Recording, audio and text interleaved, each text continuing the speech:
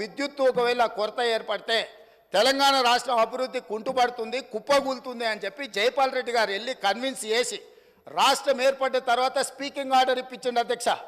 విభజన చట్టంలో లేని, రాజ్యాంగంలో లేని ప్రత్యేకమైన మినహాయింపు ఒక్క తెలంగాణ రాష్ట్రానికి ఆనాడు ఇక్కడ ఉన్న ఎమ్మెల్యేలు ఆనాడు ఎంపీలుగా పోయి జైపాల్ రెడ్డి గారితో మాట్లాడితే జైపాల్ రెడ్డి గారు కేంద్ర మంత్రిగా ప్రధానమంత్రి మన్మోహన్ సింగ్ గారిని, యూపీఏ చైర్పర్సన్ సోనియా గాంధీ గారిని ఒప్పించి వినియోగం ప్రాతిపదికన 53.46% అంటే దాదాపుగా 54% తెలంగాణ రాష్ట్రానికి, 46% ఆంధ్రప్రదేశ్ రాష్ట్రానికి. వాస్తవంగా ఉత్పత్తి సామర్థ్యం ప్రకారం చూసుకుంటే 36% తెలంగాణలో ఉండే, 64% ఆంధ్రప్రదేశ్లో ఉండే. విభజన చట్టం ప్రకారం తెలంగాణకు 36% వచ్చే విధంగా, ఆంధ్రప్రదేశ్కి 64% వచ్చే విధంగా ఉంటే జైపాల్ రెడ్డి గారు తీవ్రమైన కృషి చేసి తెలంగాణ రాష్ట్రానికి 53.46% ఇప్పించి కేంద్ర ప్రభుత్వం నుంచి ఆదేశాలు ఇప్పించి ఆనాడు తెలంగాణ రాష్ట్రాన్ని చీకట్ల నుంచి కాపాడింది అధ్యక్ష. ఇక్కడ కూర్చున్నోళ్ళు పొంకనాలు కొడుతున్నోడు ఎవడేం చేయలే. అదేవిధంగా ఆనాడు నేను తెలుగుదేశంలో ఉన్న ఎమ్మెల్యేగా ఇదే సభలో ఇక్కడనే చంద్రశేఖరరావు గారు ముఖ్యమంత్రిగా ఉంటే అక్కడ ప్రతిపక్ష నాయకుడిగా విద్యుత్తు మీద చర్చ జరిగింది. ఆనాడు సమాధానం చెప్పలేక తెలంగాణకు చీకటి రోజులని పేపర్లు కింద కొట్టి ఆనాడు స్పీకర్ గారికి ఇక్కడి నుంచి హుకుం జారీ చేసి మార్షల్స్ను పెట్టి నా నీడ్చి బయటపడేపించింది అధ్యక్ష. రికార్డులు తీయండి. 2014-15 సందర్భంగా ఆనాడు ఇదే సభలో జరిగిన చర్చలో చంద్రశేఖరరావు గారు ఏ విధంగా సభను తప్పుదోవ పట్టిస్తుండు, ఏ విధంగా ప్రజల్ని మభ్యపెడుతుండు, ఏ రకంగా కాంగ్రెస్ పార్టీ ఆ రోజు నేను తెలుగుదేశంలో ఉన్నా నేను స్పష్టంగా చెప్పిన ఆ రోజు రికార్డులు తీయండి అధ్యక్ష, మీరు సభను వాయిదా వేయండి, అవసరమైతే ఆ రికార్డులు తీద్దాం. నేను ఆ రోజు చెప్పిన సోనియా గాంధీ గారి దయ వల్ల, జైపాల్ రెడ్డి గారి కృషి వల్ల తెలంగాణ రాష్ట్రానికి విద్యుత్ సంక్షోభం నుంచి గట్టెక్కింది. నేను తెలుగుదేశం ఎమ్మెల్యేగా ఉన్నా వాస్తవాలను చెప్పాలి అని చెప్పి అక్కడి నుంచి నేను తెలుగుదేశం ఎమ్మెల్యేకి ఈ సభలో మాట్లాడితే ఈ సభ్యుడు వాళ్ళని పొగడతాడా, మార్షల్స్ని పెట్టి ఈడ్చి బయట పడేయండి, నన్ను ఈడ్చి బయట పడేపించండి అధ్యక్ష. ఈరోజు మీ ద్వారా తెలంగాణ సమాజానికి ఈరోజు నేను చెప్పదలుచుకున్న అధ్యక్ష, ఆ రకంగా తెలంగాణ రాష్ట్రాన్ని విద్యుత్ సంక్షోభం నుంచి ఆనాడు జైపాల్ రెడ్డి గారు, సోనియా గాంధీ గారు, మన్మోహన్ సింగ్ గారు కాపాడినరు. ఆ తర్వాత ఉమ్మడి రాష్ట్రంలో తీసుకున్న నిర్ణయాల వల్ల భూపాలపల్లిలో ఉన్న 1200 మెగావాట్లు కానీ ఇతర ప్రాంతాలలో ఆనాడు ఉమ్మడి రాష్ట్రంలో ప్రారంభించిన పవర్ ప్రాజెక్టులు తెలంగాణ రాష్ట్రం వచ్చిన తర్వాత ఉత్పత్తిలోకి వచ్చినాయి. కాబట్టి అడిషనల్ పవర్ మొత్తం మనకు యాడ్ అవ్వడం వల్ల తెలంగాణలో విద్యుత్ సంక్షోభాన్ని నుంచి మనం బయటపడ్డాం అధ్యక్ష. ఇవాళ నేను సూటిగా సవాలు విసురుతున్నా. ఆనాడు 7000 చిల్లర మెగావాట్లు ఉంటే మేము 19,000 చిల్లరకి తీసుకెళ్ళినామని. ఎవరు అధ్యక్ష? వీళ్ళ తాతలు ఏమన్నా ఉత్పత్తి చేసిరా, వీళ్ళేమన్నా చేసిరా? సోలార్ పవర్ ప్రాజెక్టులో 5,600 మెగావాట్లు ఈరోజు చెప్పుకుంటారు కదా. ప్రైవేటు పెట్టుబడులు ప్రైవేట్ వాళ్ళు తీసుకొచ్చి పెట్టింది అధ్యక్ష. రాష్ట్ర ప్రభుత్వానికి అనాపైసా సంబంధం లేదు. 10 సంవత్సరాలు వీళ్ళ ఏలుబడిలో సోలార్ పవర్ ఓన్లీ 1 మెగావాట్ అధ్యక్ష. సిగ్గు లేకుండా ఇంకా కూడా మేము విద్యుత్తును ఉత్పత్తి చేసామని అబద్ధాలు చెప్పి సభను తప్పుదోవ పట్టించే ప్రయత్నం చేస్తున్నారు అధ్యక్ష. అదేవిధంగా అధ్యక్ష, ఇవాళ బిహెచ్ఎల్కు మేము నామినేషన్ పేజ్ మీద ఇచ్చినాం. గవర్నమెంట్ టు గవర్నమెంట్ ఇస్తే కమిషన్లు వస్తాయా? ఇది పద్ధతేనా? మీరు ఎక్కడ గండి కొట్టిరు, ఎక్కడ బొక్కిండ్రు, ఎక్కడ మెక్కిండ్రు మాకు తెలియదు అనుకుంటున్నారు అధ్యక్ష. మేమేం చదువుకోకుండానే ఇక్కడికి వచ్చినాం అనుకుంటురా అధ్యక్ష? బిహెచ్ఎల్కు ఉన్న కెపాసిటీ, ఎలక్ట్రోమెకానికల్ ఎక్విప్మెంట్ ఉత్పత్తి చేసే సామర్థ్యమే ఉంది. బిహెచ్ఎల్కు civil balance of plant work అంటారు.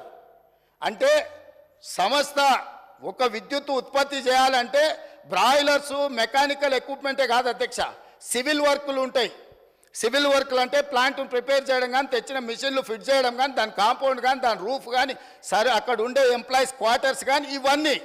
సో ఎప్పుడు కూడా ఈ దేశంలో ఉమ్మడి రాష్ట్రంలో ఏదైనా పవర్ ప్రాజెక్టు నిర్మాణానికి ఎలక్ట్రోమెకానికల్ ఎక్విప్మెంట్ సంబంధించిన ఉత్పత్తి కానీ లేకపోతే సరఫరా కానీ బిహెచ్ఎల్కి ఇస్తారు, లేకపోతే బిహెచ్ఎల్ లాంటి సంస్థలకు ఇస్తారు.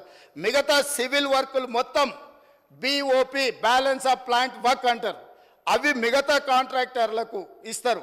వీళ్ళిద్దరు సమన్వయం చేసుకొని విద్యుత్ శాఖ అధికారులు, ఇంజనీర్ల పర్యవేక్షణలో సివిల్ వర్కులు చేసే కంపెనీ సివిల్ వర్కులు చేస్తుంది, ఎలక్ట్రోమెకానికల్ ఎక్విప్మెంట్ చేసే పని చేస్తారు. ఆ రెండింటిని కలిపి ప్రాజెక్టులు నిర్మిస్తారు అధ్యక్ష. ఇప్పటివరకు దేశంలో జరిగింది. కానీ తెలివితేటలు గల్లోళ్ళు ఎట్లయితే కొట్టేయాలనో తెలిసిన వాళ్ళు వీళ్ళు తెలివితేటలన్నీ ప్రదర్శించి G2G BHELకి ఇస్తున్నాం అనే నెపం మీద ఏదైతే అంచనాల రేట్ల ప్రకారం వీళ్ళు డైరెక్ట్గా BHELకి ఇచ్చారు అధ్యక్ష. BHELకు 4000 మెగావాట్లు దాదాపు 29,000 చిల్లర కోట్లు. నేను సబ్జెక్టు కరెక్షన్ నేను రికార్డు మళ్ళీ తీసుకొని చెప్తా అధ్యక్ష. ఆనాడు ఒప్పందం చేశారు. BHEL నుంచి వీళ్ళ బినామీలు, వీళ్ళ బంధువులు, వీళ్ళకి కావాల్సిన వాళ్ళు సివిల్ వర్కులు మొత్తం మళ్ళీ BHEL నుంచి వాళ్ళ కాంట్రాక్ట్ ఇచ్చారు అధ్యక్ష. ఈరోజు విచారణకి ఇస్తే ఎందుకు గుండెలు బాదుకుంటారు అధ్యక్ష?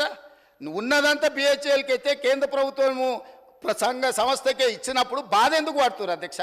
కోర్టుకి ఎందుకు పోయినరు? విచారణ జరగొద్దని ఎందుకు అంటున్నారు? ఎందుకు పొడవ పేపర్లు పెడుతున్నారు? ఈరోజు BHEL నుంచి సివిల్ వర్కులు మొత్తము ప్రైవేట్ కాంట్రాక్టర్లకు వీళ్ళ బినామీలకు ఇచ్చిండ్రు. వేల కోట్ల రూపాయలు ఒప్పందాలు జరిగినాయి. అందులో ఫ్రాడ్ జరిగింది. చివరికి సరఫరా చేసే కంకర కాడ నుంచి, ఇసుక కాడ నుంచి, వాచ్మెన్ల కాడ నుంచి వాళ్ళ పార్టీ నాయకులకు, పార్టీ ఫిరాయించిన మాజీ ఎమ్మెల్యేలకు అప్పచెప్తే కోమటిరెడ్డి వెంకటరెడ్డి గారు అక్కడికి వెళ్ళి యాదాద్రి పవర్ ప్లాంట్ విజిట్ చేసి దోపిడీ ఏ విధంగా జరుగుతుందో ఆనాడు కాంగ్రెస్ పార్టీ ఎమ్మెల్యేగా ఉన్న వ్యక్తిని బెదిరించి లేకపోతే అతనికి ఆ ఒప్పందాల పనులు అప్పచెప్పి ఏ రకంగా వీళ్ళు దోపిడీకి పాల్పడ్డారో ఈరోజు విచారణలో బయటకు వస్తుందని చెప్పి ఈరోజు ఊకదంపుడు ఉపన్యాసాలు ఇచ్చి ప్రజల్ని మభ్యపెట్టే ప్రయత్నం చేస్తున్నారు అధ్యక్ష. అదేవిధంగా అధ్యక్ష, మేము మీకు ఇక్కడ ఒక ఇది నేను చెప్పదలుచుకున్నాను అధ్యక్ష.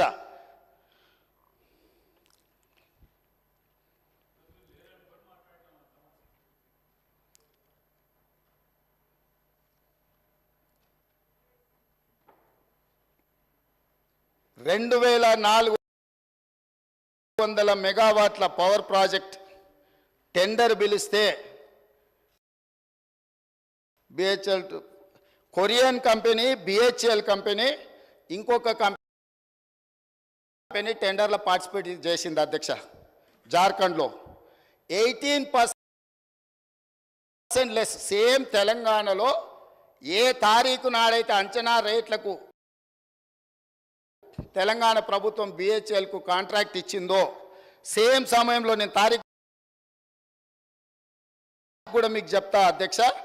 2017 అధ్యక్ష, జూలై 18, 2017 సేమ్ సందర్భంలో జార్ఖండ్ ప్రభుత్వము క్లియర్గా 2,400 మెగావాట్ల విద్యుత్తు ఉత్పత్తి చేసే టెండర్ పిలిస్తే, సూపర్ క్రిటికల్ టెండర్ మీద వాళ్ళు టెండర్ పిలిస్తే BHEL, దుసాన్ అనే కొరియన్ కంపెనీ, L&T కంపెనీ 3 టెండర్ల కాంపిటీషన్లో పాల్గొన్నాయి అధ్యక్ష. ఇదే BHEL 18% లెస్ కోట్ చేసి ఆ వర్క్ తీసుకున్నది అధ్యక్ష.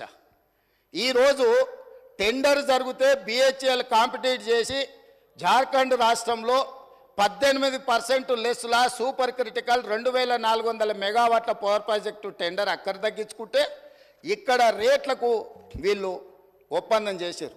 అంటే 18% లెస్లో తెలంగాణలో వర్కులు చేయడానికి అవకాశం ఉన్న పవర్ ప్రాజెక్టును 4,000 మెగావాట్ల విద్యుత్ పవర్ ప్రాజెక్టును BHELకి అప్పచెప్పి ఏం చెప్పిండ్రు అధ్యక్ష? ఆ రోజు 2.5 సంవత్సరాలలో తెలంగాణలో విద్యుత్ ఉత్పత్తి చేసేది ఉన్నది కాబట్టి మేము BHELకి ఇచ్చినామన్నారు. 9 ఏళ్ళు అయింది అధ్యక్ష టెండర్ ఇచ్చి. 9 ఏళ్ళు అయినా ఇంతవరకు ఉత్పత్తి మొదలు కాలేదు అధ్యక్ష.